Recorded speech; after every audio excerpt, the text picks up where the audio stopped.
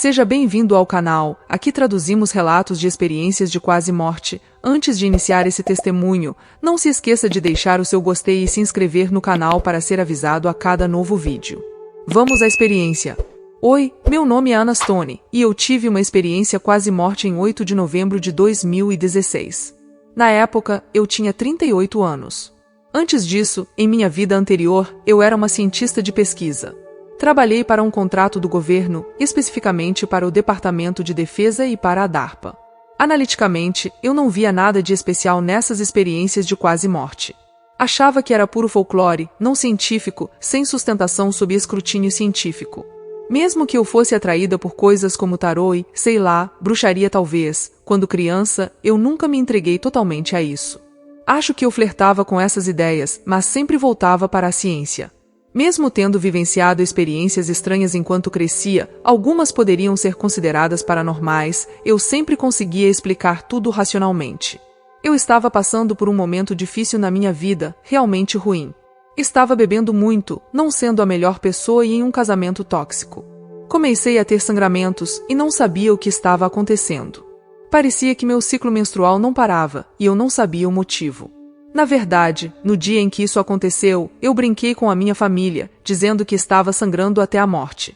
No próximo momento que me lembro, estou no hospital, sendo informada de que desmaiei. Aparentemente, estava perdendo sangue rapidamente devido a uma gravidez ectópica que havia se rompido. Nesse ponto, eu já havia perdido quase metade do volume sanguíneo do meu corpo. Então, comecei a sentir uma sensação difícil de descrever. Era um pânico extremo, a sensação de algo muito errado. Era como se eu fosse explodir, eu podia sentir todas as células do meu corpo fazendo algo, e não era nada confortável. Quando essa sensação se tornou insuportável, simplesmente, eu não estava mais no meu corpo. Era como se eu flutuasse até o teto, como um balão. Percebi que não estava mais no meu corpo e pude ver a mim mesma. Foi nesse momento que ouvi o som da máquina emitindo o sinal de parada cardíaca. Eu observava as pessoas na sala tentando me ressuscitar, mas eu não tinha nenhum vínculo emocional com aquilo. Meu único pensamento consciente naquele momento foi: bem, é isso. Fui realmente afetado de forma plana, sem emoção real por trás.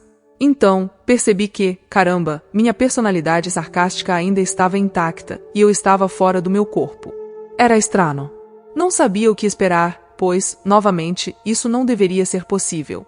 Eu os vi trabalhando em mim e ouvi alguns comentários que foram um pouco perturbadores. Um dos médicos comentou sobre o meu histórico, mencionando uma antiga dependência de medicamentos. Como se esperasse que eu fosse apenas uma viciada, mas eu estava limpa há 8 anos naquele ponto. Fiquei bastante ofendida, mas só percebi isso quando voltei, para esclarecer. Em algum momento, ouvi o som do monitor cardíaco e, então, a preocupação se voltou para meus filhos. Perguntei-me se estariam bem e fui instantaneamente levada à minha filha mais velha, que estava a 210 milhas de distância, fazendo uma prova na faculdade em Fresno. Eu a vi lá, sentada em sua mesa, fazendo o exame, e pensei: ok, ela está bem. Depois, me perguntei sobre a minha pequena. De volta à sala de espera do hospital, vejo a minha Lucy, que mal tem 2 anos na época, brincando com blocos de montar. Penso: ok, ela está bem. Então percebo que, ao olhar para a direita, estou no hospital, mas ao olhar para a esquerda, não estou mais no hospital. Estou em algum lugar que não consigo realmente descrever, mas não é na Terra.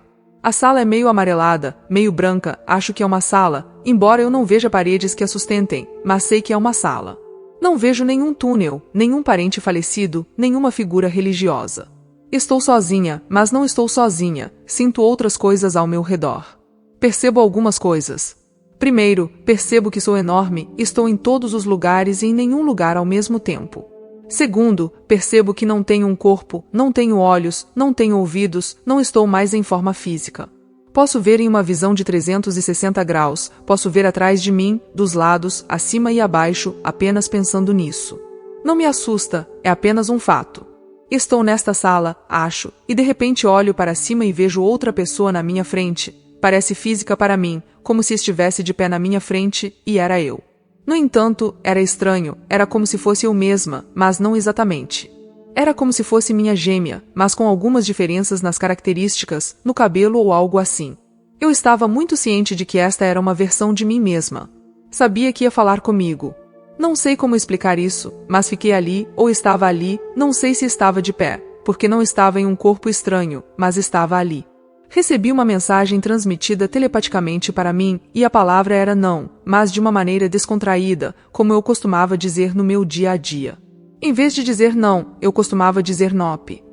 Recebi essa mensagem e instantaneamente soube que significava não, não vou ficar, vou voltar. Foi o que aconteceu. De repente, toda a minha enormidade se concentrou em um único feixe que voltou disparado para o meu corpo através do meu umbigo ou do meu botão da barriga, e doeu muito, fisicamente. Nesse ponto, vi um túnel quando voltava. Acho que entendi que estava sendo direcionada de volta para o meu umbigo, então tinha que estar em um tipo de feixe, em vez de ser dispersa como eu estava anteriormente. Posso dizer que parecia como se alguém estivesse segurando sua cabeça debaixo d'água, e você estivesse prestes a se afogar, prestes a abrir a boca e respirar aquela respiração de água em vez de ar. Mas então eles soltam, e você consegue emergir e respirar, desesperado por aquele ar. Foi isso que aconteceu. Eu subi na mesa e respirei fundo, um suspiro alto e chocante para todos na sala.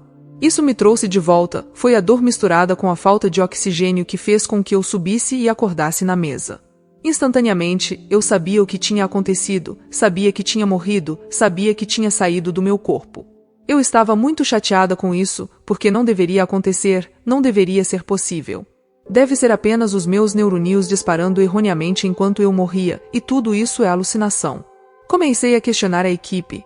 Vocês fizeram isso, falaram isso sobre os meus registros médicos. Eles estavam todos chocados, pararam de trabalhar em mim, preenchendo alguns formulários, e eu ainda estava conectada ao monitor. Não houve BE para alertá-los de que eu estava voltando, então acho que realmente chocou um cara que estava lá. Ele parecia muito preocupado, meio congelado, e perguntei novamente ao médico se ele havia dito aquilo sobre mim, e ele questionou como eu poderia ter ouvido. Foi nesse momento que percebi que era real, que não eram alucinações causadas pela falta de oxigênio no cérebro. Eu esperava que eles dissessem que tudo aquilo era uma alucinação, resultado da falta de oxigênio, mas eles validaram a experiência. Foi quando comecei a perceber que algo sério havia acontecido. Eu morri e isso era real. Perguntei ao médico quanto tempo havia passado desde que declararam a hora da morte, e ele disse que foram apenas 6 minutos, não muito tempo, mas o suficiente para mudar muitas coisas na minha vida. A mensagem que recebi de mim mesma do outro lado começou a se desdobrar em várias outras mensagens que também ajudaram a mudar o rumo da minha vida. Após ser liberada do hospital, comecei a refletir sobre como não estava tão preocupada com os meus filhos quanto deveria ter estado. Ainda não havia compreendido que, do outro lado, não temos emoções negativas. Estava me culpando por não ter me concentrado em quem cuidaria dos meus filhos e no que aconteceria com eles. Mais tarde, descobri que isso aconteceu porque já estava planejado. Eu já tinha previsto que poderia me desviar um pouco na vida, e essa era uma espécie de reinicialização kármica. Voltei com um forte desejo de mudar minha vida. A primeira mudança que notei foi que não conseguia mais beber álcool. Literalmente, fisicamente, não conseguia. Antes, eu usava o álcool para entorpecer algumas dores internas não resolvidas, e quando retornei, tentei beber uma cerveja, mas não consegui. Isso me fez fisicamente mal, não consegui nem engolir. Virou algo morno e espumante em minha boca, perdendo sua característica líquida. Foi bizarro. Meus médicos não tinham explicação para isso, mas o consideraram uma bênção. Assim, eu encerrei minha dependência do álcool literalmente em 6 minutos. Depois disso, as coisas começaram a mudar rapidamente e significativamente. Eu estava sem direção na minha vida. Embora estivesse envolvida com a ciência, não me sentia realizada. De repente, senti a necessidade de ser professora. Em poucos meses, consegui um emprego lecionando para jovens com dificuldades. Isso se mostrou extremamente gratificante para mim e mais alinhado com o que eu deveria estar fazendo. Decidi também seguir meu próprio conselho para os alunos e voltar à faculdade para concluir meu curso de graduação.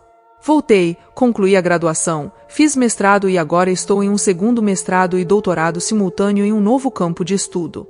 Psicologia e estudos da consciência, totalmente diferente da ciência que eu fazia antes. Minha jornada tem sido sobre servir aos outros, e isso me ajudou a lidar com uma infância traumática. O evento desencadeou em mim a necessidade, o desejo e a motivação para curar e me levou por um caminho que tem sido verdadeiramente incrível e transformador. Obrigado por assistir até aqui, não se esqueça de deixar o seu gostei para que essa mensagem chegue para mais pessoas. Se quiser continuar a assistir outras experiências, clique em um desses 2 vídeos que estão aparecendo agora na sua tela.